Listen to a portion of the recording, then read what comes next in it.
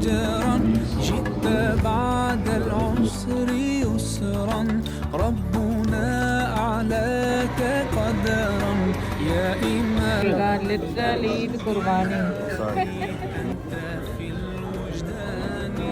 अच्छा जी, यहाँ पे हमने चिकन फ्राई करना शुरू कर दिए कढ़ाई के लिए, जो कि मुझे वन डिश के लिए लेके जानी है। ये है जी खूबसूरत सा जोड़ा जो कि आज मैं पहनने वाली हूँ। रंगे हया से देखें कितना खूबसूरत इसका दुपट्टा है, और इसका ट्राउज़र भी देखें कितना खूबसूरत सा है। बाजुओं पे देखें कितनी खूबसूरत एम्ब्रॉयडरी है,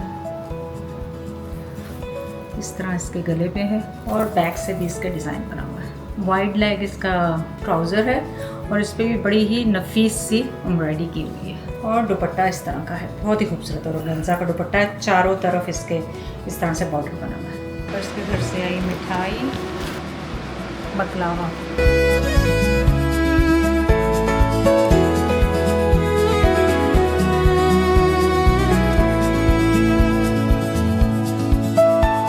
और ज्वेलरी में मैंने पहनी आज देसी ज्वेलरी, ये वाला कड़ा, ग्रीन एक्सेंट दिया है मैंने इयररिंग्स का इस पे, और ये लाम से बड़ा ही खूबसूरत सा सूट है मेरा।